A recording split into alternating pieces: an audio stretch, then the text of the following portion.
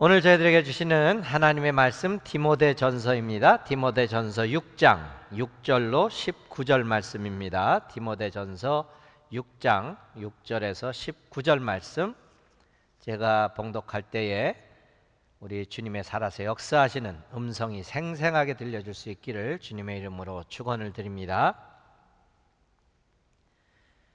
그러나 자족하는 마음이 있으면 경건은 큰 이익이 되느니라.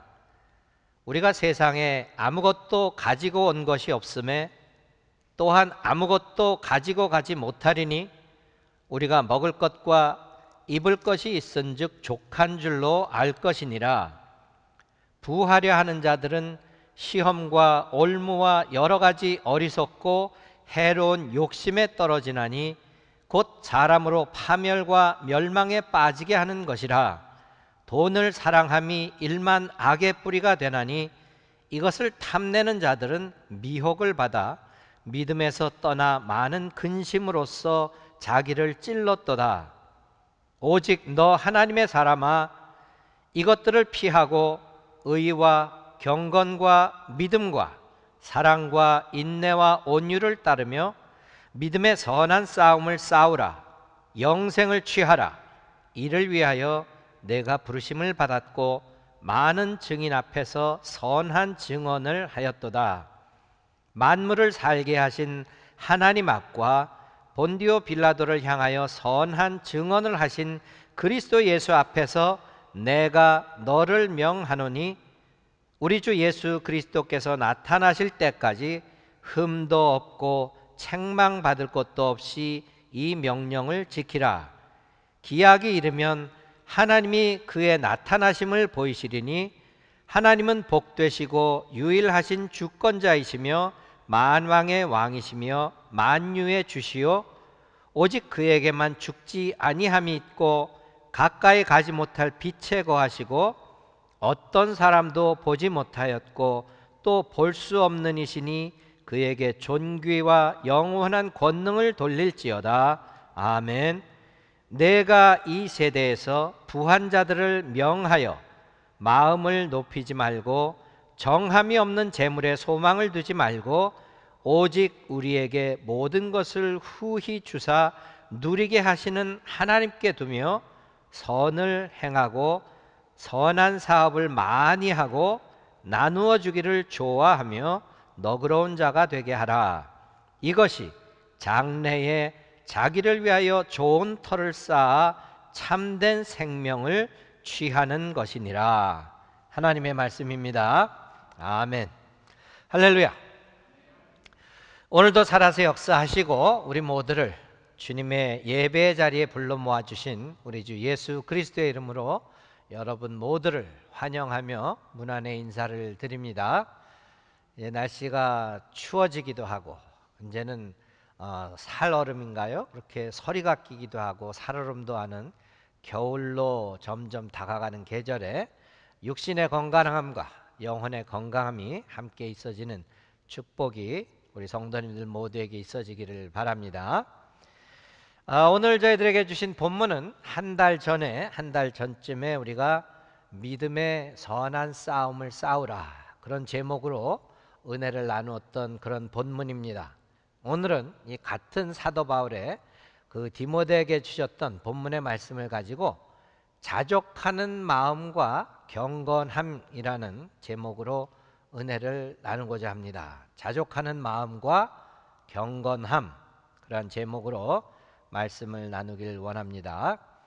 다 기억하시겠지만 우리의 기억을 되살리기 위해서 한 달 전에 이 본문의 말씀이 사도 바울이 디모데, 사랑하는 영적인 아들, 또 믿음의 동역자에게 준 말씀으로 믿음의 선한 싸움을 싸우라, 영생을 취하라.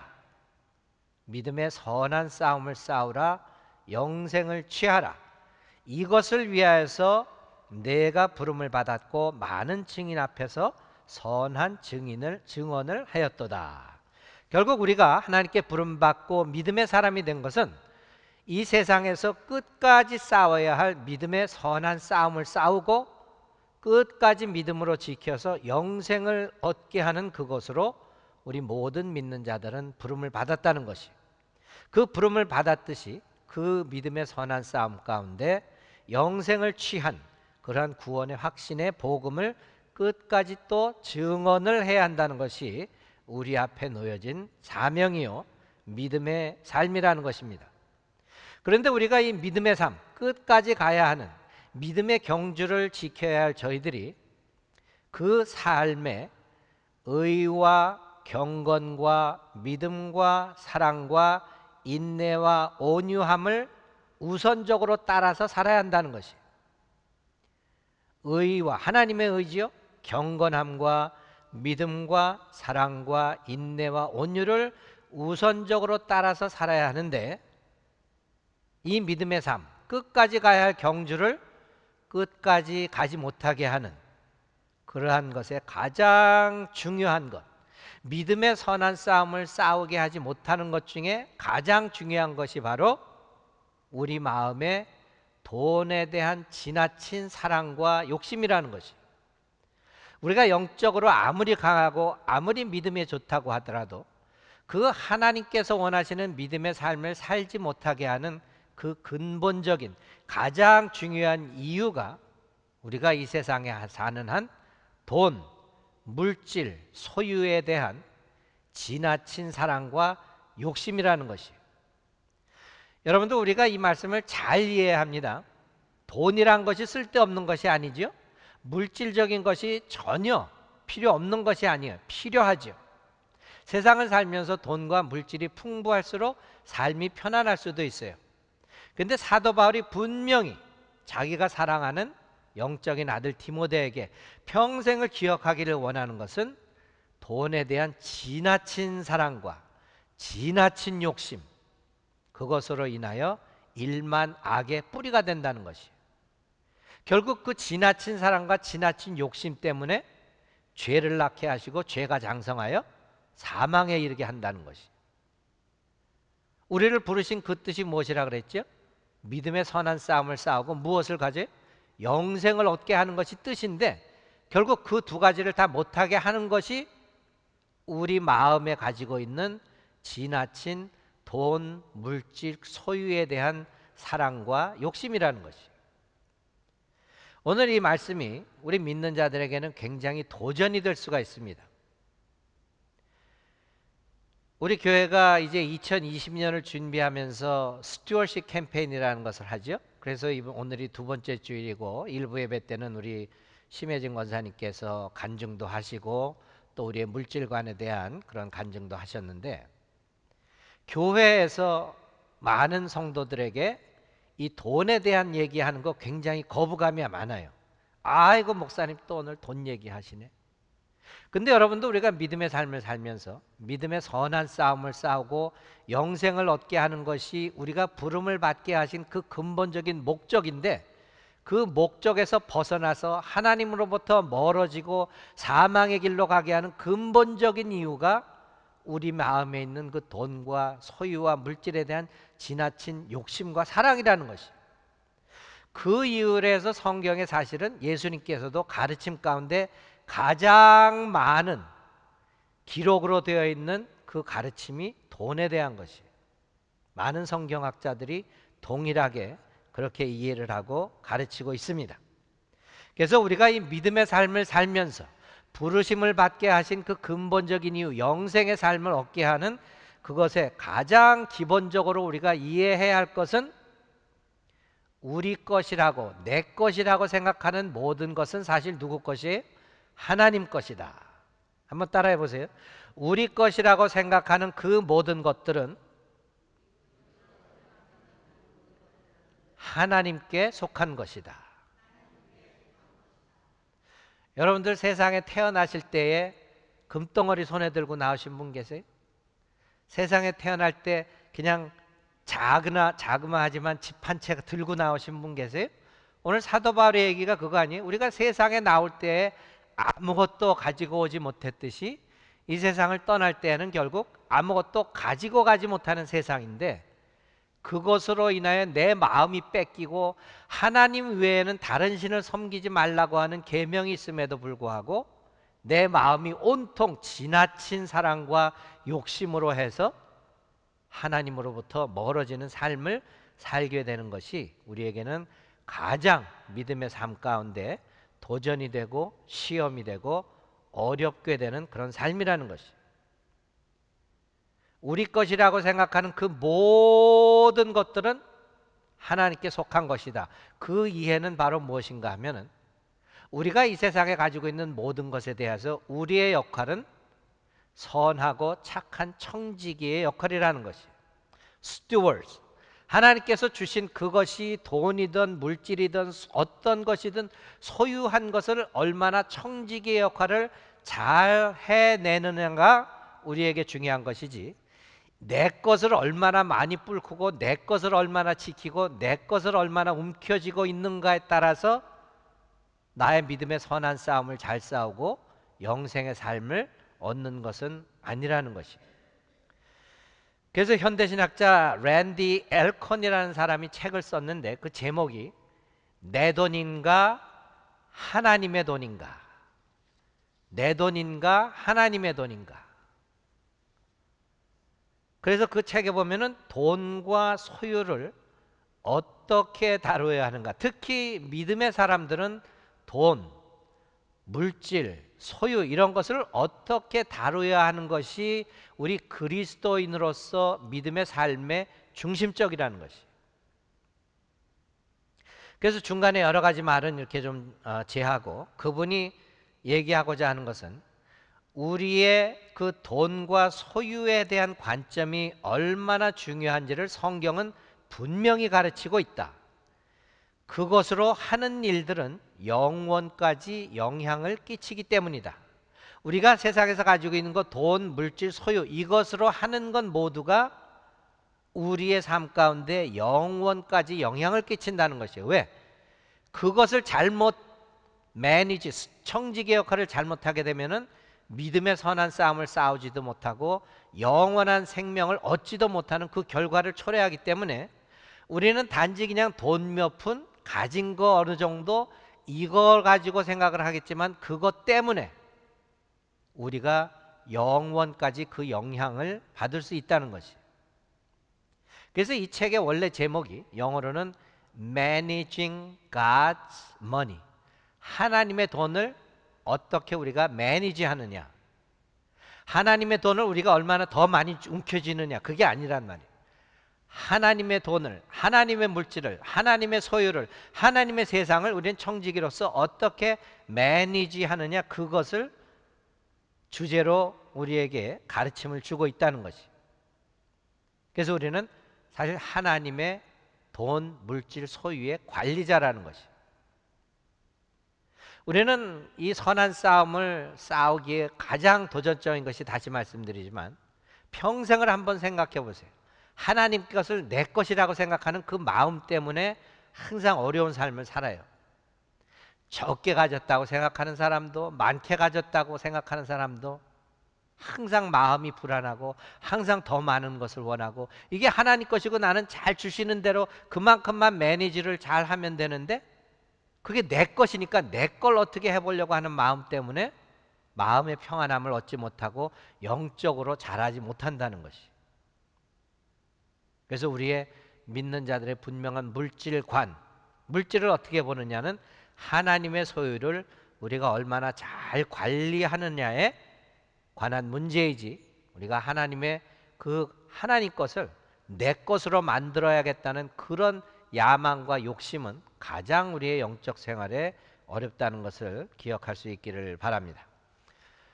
지난주 우리 일부 예배 설교 때 드렸던 예화인데, 한번 우리의 삶을 돌이켜보게 하고 나의 물질과는 어떠한 것인가를 한번 돌이켜보게 하는 그 예화이기 때문에 여러분들과 나누고자 합니다. 에반 토마스라고 하는 사람이, 여러분들이 아시는 그 케네디 집안의 로버트 케네디라는 그 상원의원도 지내고 나중에는 그 비극적인 마지막을 당했지만 그 로버트 케네디 전기를 썼습니다. 그 제목이 His Life, 그의 인생, 이렇게 하고 책을 썼는데, 그 책에 보면은 이 로버트 케네디가 아주 독실한 카톨릭 신자예요. 성당에 다니고 그 집안이 전부가 이 카톨릭 신자인데 특히 로버트 케네디가 아주 독실한 카톨릭 신자였대요. 근데 어느 날 그 청소년기에 친구하고 교회를 가게 됐대요. 교회를 가서 예배를 드리는데 보통 로버트 케네디는 현찰을 가지고 다니지 않는답니다. 네? 대통령 집안이니까 그 수행원들, 뭐 경호원들이 뭐 사면은 그냥 재빨리 가서 돈 다 내기 때문에 돈을 가지고 다닐 필요가 없대요.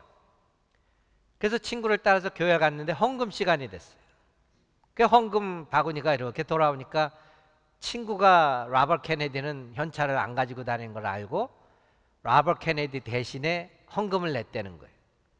근데 헌금함에 내는 걸 보니까 친구가 1불짜리 하나를 넣더라는 거예요. 그래서 로버트 케네디가 야, 내가 얼마나 그렇게 자린고비인 줄로 생각했으면 하나님께 1불짜리 하나를 내느냐. 내가 더 마음이 관대한 그런 하나님께 물질을 드릴 만한 사람이 아닌 것 같아? 그러고 물어보더라는 것이. 친구가 생각하기엔 그래도 로버트 케네디지만 현찰이 없어서 대신 헌금을 내준다고 낸 것이 지갑에 보니까 1불짜리가 있어서 1불을 내줬단 말이에요. 근데 로버트 케네디는 그래도 카톨릭을 하면서 하나님이 누구인지 하나님의 주시는 축복이 어떤 것인지 감사할 줄 아는데 친구가 자기 대신에 1불짜리를 낸 거 보고 어찌 보면 모욕감도 느꼈겠죠. 그러면서 이 책을 쓴 에반 토마스라는 사람이 도전적인 질문을 던지는 것이 만일 여러분들 옆에 앉아있는 이웃이 친구가 당신 대신에 헌금을 내준다면 얼마를 낼 것 같습니까? 한번 생각해 볼 만하죠? 네? 옆에 있는 분이 나 오늘 지갑을 안 가져왔네. 그런 경우 있잖아요. 다음에 갚을게. 현금 좀 내줘. 얼마라고는 얘기 안 하고. 근데 옆에 계신 분이 대신 헌금을 내주는데 1불짜리 하나 낼까요? 아니면 5불짜리 낼까요? 20불짜리 낼까요? 얼마를 내겠는가? 그 도전적인 질문을 하는 거예요.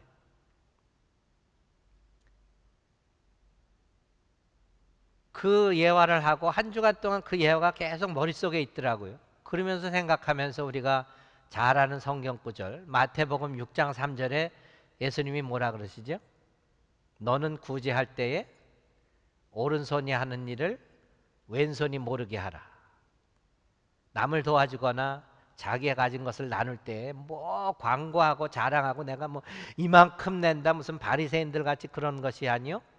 은밀하게 정말 하나님께서 주신 것 하나님의 청지기로서 내가 이만큼 나누고 이만큼 드립니다 하는 거는 오른손이 하는 걸 왼손이 모르게 하라는 말씀이 있잖아요. 그럼 어느 쪽이에요? 오른손이 하는 거 왼손이 모르게 하라고 해서 그렇게 하고 평생을 살았는데 내 옆에 있는 사람이 나를 얼마나 어떻게 알아서 얼마 대신 헌금을 내주겠는가. 이게 contradict, 상호 이렇게 부딪히잖아요. 그래서 이 말씀을 깊이 있게 여러분들이 묵상하면서 깨닫는다면은 오른손이 하는 일을 왼손이 모르게 하라. 그 말씀을 저는 깊이 이렇게 말씀을 계속 보면서 하나님께서 예수님께서 왜 이런 말씀을 하셨을까? 왜 그렇게 예수님께서는 돈에 관한 얘기를 많이 하셨을까? 왜 믿는 자들에게 진정한 제자들에게 물질관을 올바르게 세우려고 하셨을까? 왜 우리를 부르신 이유가 믿음의 선한 싸움을 싸고 영생을 얻게 하려 하시는데 굳이 돈 얘기를 그렇게 많이 하셨는가? 결국은 그것을 다 종합하면요. 우리가 굳이 오른손이 얼마를 내든 하는 것에 대해서 신경을 쓰고 생각하지 않을 정도로 습관적인 드림이 있어야 한다는 것이.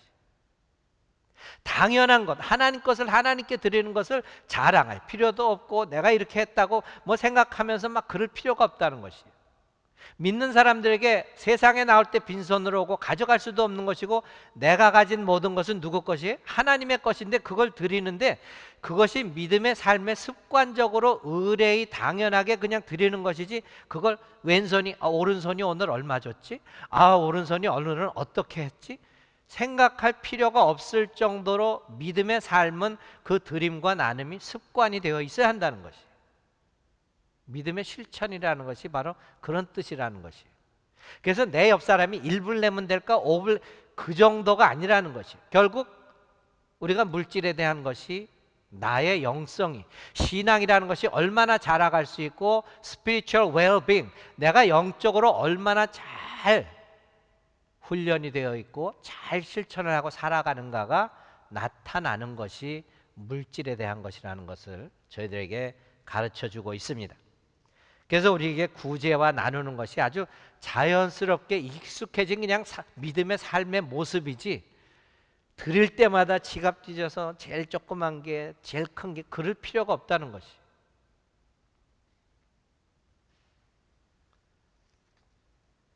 매년 이맘때면은 많은, 특히 미국 회중들은 이 스튜어십 캠페인이라는 걸 합니다. 보통 추수감사 전에 이제 감사의 이유와 여러 가지를 이렇게 해서 그 이유가 있어요. 하나님께 감사드리면서 내년을 계획하면서 작정 헌금도 하고 얼마 드리겠습니다 이렇게 해야 또 미국 교회는 그 숫자적인 거 가지고 계산을 해서 예산을 세우고 얼마가 모자라니까 또 어떻게 해서 채우고 이런 계획적인 걸 많이 해요. 그래서 사실 우리 한인 회중들에서는 그 헌금에 대한 얘기를 많이 안 하죠.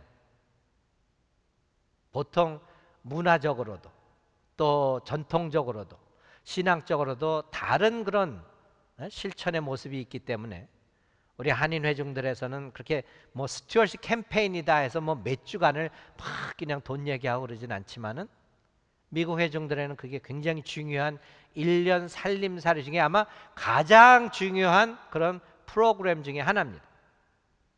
그래서 오늘도 두 번째 주로 그걸 하면서 여러 가지 말씀을 나누긴 했지만, 우리의 삶의 모습이 1년에 한 번 정해서 와 그냥 냅시다 돈 냅시다 막 이렇게 하는 것으로 끝나는 것이 아니라는 것이에요. 1년 동안 우리가 52주 동안 평생을 살아가면서 믿음의 경주를 다 끝낼 때까지 삶의 실천을 있게 하는 것이 우리가 가지고 있는 영적인 물질관과 그 물질에 대한 실천이 있어지는 것이 진정한 믿음의 삶이라는 것이. 오늘 나눴던 예화 가운데 콜로라도 주에서 목회하는 어떤 목사님이 이제 그로서리 사러 시장을 갔는데 오랫동안 교회를 안 나오는 여자 성도님을 만났대요. 근데 오랫동안 교회를 안 나오는데 왜 안 나왔는지도 모르고 하여튼 만나니까 서먹서먹하지요. 그래서 그냥 우리 미국 사람들 흔히 하는 인사로 We miss you, 뭐 보고 싶었어요 그러면서 Is there anything that our church can do for you? 우리 교회가 당신을 위해서 뭐 좀 해드릴 수 있는 게 있습니까? 혹시 뭐 몸이 아팠다든가 도움이 필요하든가 뭐 그런 게 있다면, 이게 아주 의례적인 그냥 인사지요. 오랫동안 성도님이 왜 안 나온지도 모르고 하니까.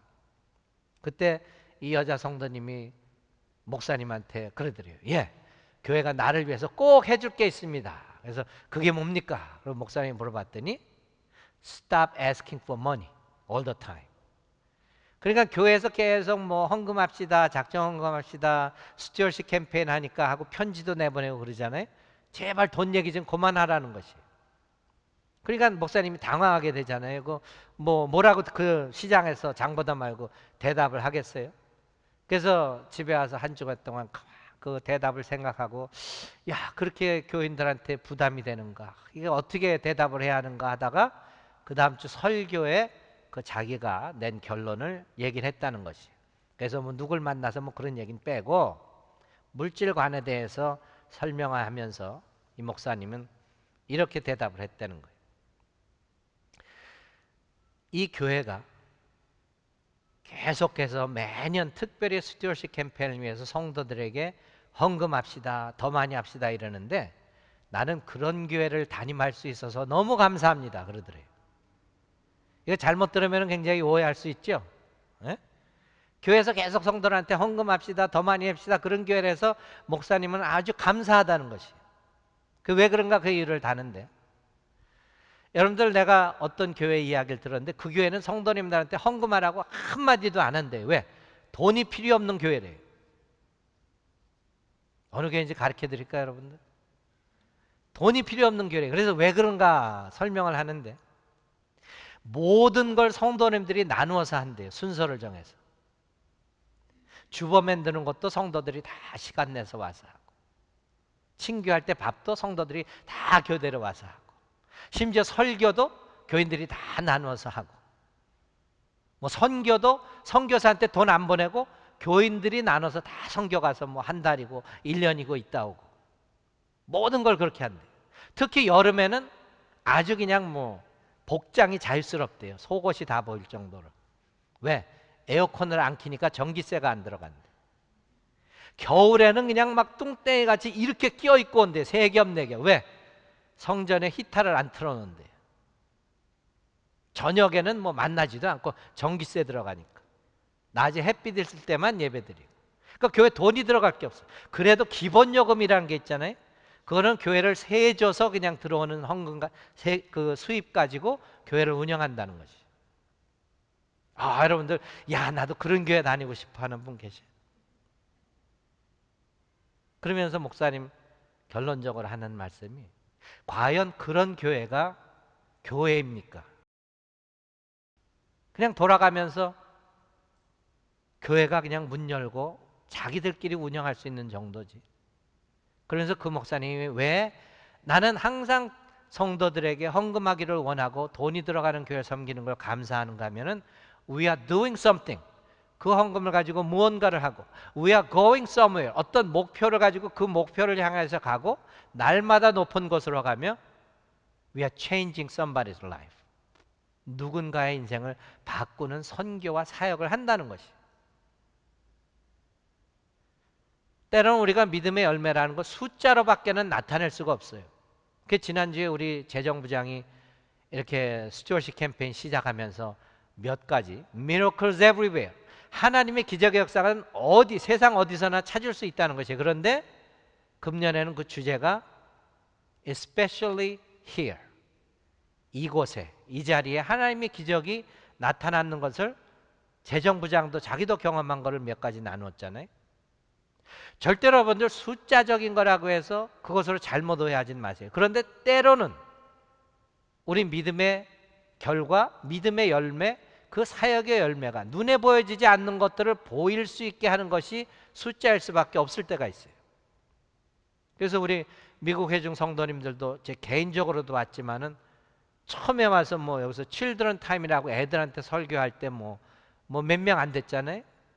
그 오늘 아침에도 여기 그냥 한 줄이 모자랄 정도로 막 제 설교하는 설교당까지 애들이 계단에 앉을 정도로 확 하니까는 교회가 뭔가 달라지죠. 여름 성경학교도 지난주에도 말씀드렸지만 작년에 20여 년 만에 처음으로 했는데 한 명이 와도 하자 하고 했는데 19명 오니까 아, 힘을 얻어서 금년에 또 하니까 30명 넘게 주일학교 아이들이 온 거, 그게 이 교회로 봐서는 기적이잖아요. 우리 교회 뭐 중고등부 아이들도 물어보니까 여름 성경학교를 해본 기억이 없대요. 그렇게 청소년이 될 때까지. 우리를 보내시고 우리를 부르시고 우리에게 이 예배의 처소를 한 교회 삼게 만드신 하나님의 역사하심이 있을 때 그것이 숫자로 나타나는 것을 보니까 그것이 하나님의 기적이 될 수도 있다는 것이. 물론 우리가 이 본당이 그냥 꽉 차고 그냥 숫자가 막 늘어가고 그것이 좋죠. 그것이 나쁘다는 거 절대로 아닙니다. 우리 개인의 삶도 오늘 성경 말씀에도 하나님께서 우리에게 주시는 것이 enjoyment, 이 삶을 아주 기쁘고 즐겁게 영위할 수 있도록 하나님께서 축복을 주신다는 것이에요. 그런데 사도 바울이 디모데에게 정말 신신당부하는 것은 지나치지 말라는 것이. 그 사랑이, 그 욕심이 지나치니까 그것 때문에 일만 악의 뿌리가 된다는 것이.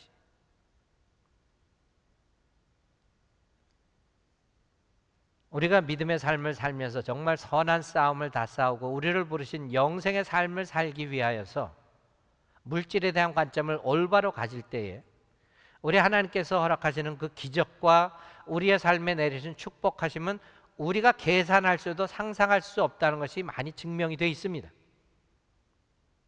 그리고 이 하나님의 교회라는 것이 그냥 마음 좋은 사람들이 매치 모여서 그냥 뭐 이렇게 금전적인 거 얼마 걷어서 좋은 일 하다가 그냥 헤어지는 곳이 아니잖아요. 하나님의 교회는 무엇인가 영적인 관계. 예수님께 그 바리새인이 와서 계명 중에 가장 큰 the greatest commandment, 그것이 무엇이니까 했을 때 주님께서 한 대답 기억하시죠? 우리 마태복음 22장 한번 보겠습니다. 마태복음 22장 37절에서 40절 말씀. 마태복음 22장 37절에서 40절 말씀. 예, 함께 읽어볼까요?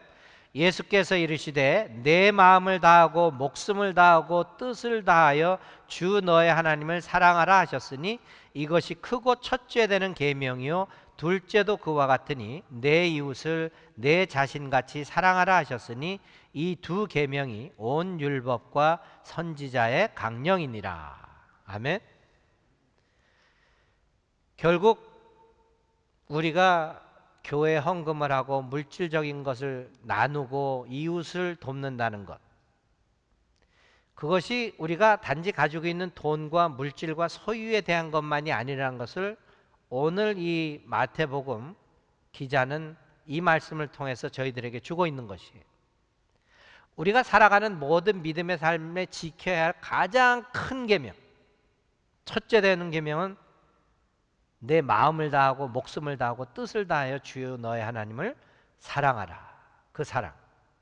둘째도 그와 같으니 똑같으니 내 이웃을 내 자신과 같이 사랑하라 하셨으니. 결국 교회의 사명이라는 것, 선교라는 것, 그냥 마음 좋은 사람들이 있으니까 조금 나눠서 그냥 이웃 얼마 도와주고 헤어지고 그런 것이 아니라는 것이에요. 그런 일들은 사회사업가도 하고 마음 좋은 사람들 얼마나 하는 기관들이 많이 있어요. 이 교회는 우리가 가지고 있는 그 영적인 기품과 영적인 넓이가 마음을 다하고 정성을 다하고 목숨을 다해서 하나님을 사랑하는 그 사랑이 내가 가지고 있는 하나님의 것을 얼마나 잘 매니지하느냐, 드리고 나누고 하느냐에 따라서 내가 가진 하나님에 대한 사랑이 표현된다는 그 뜻이란 말이에요. 우리가 항상 강단에서 목회자들이 돈에 관한 얘기, 교회가 돈에 관한 얘기할 때 가장 성도들이 시험을 많이 받는다 그러고 시험 받는 것 때문에 교회를 떠날 때도 많이 있어요. 아, 돈만 하는 교회. 아까 그 콜로라도 목사님이 경험했던 그 성도님과 같이 제발 교회가 돈 얘기 그만해달라는 그 요청. 실질적인 이야기지요. 이게 만들어낸 얘기는 아니잖아요. 그러나 우리가 정말로 믿음의 선한 싸움을 싸운다는 것, 다른 어쩐 영적인 기도도 하고 성경도 읽고 찬양도 하고 그거 다 필요하죠. 그런데 가장 믿음의 삶에 선한 싸움을 다 싸우지 못하게 하는 것이 물질에 대한, 돈에 대한, 소유에 대한 지나친 사랑과 욕심이라는 것이죠. 여러분들 평생을 한번 돌이켜 보시길 바랍니다. 과연 그것이 진리의 말씀인지 아닌지, 그것이 해결되고 그것을 이겨낼 수 있을 때 저는 그 위에 모든 것들 다 이겨낼 수 있는 선한 싸움을 다 싸울 수 있다고 봅니다.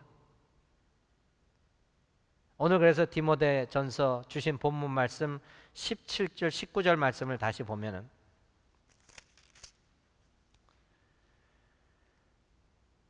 내가 이 세대에서 부한 자들을 명하여 마음을 높이지 말고 정함이 없는 재물에 소망을 두지 말고, 모든 재물에 소망을 두지 말라는 거 아니란 말이에요.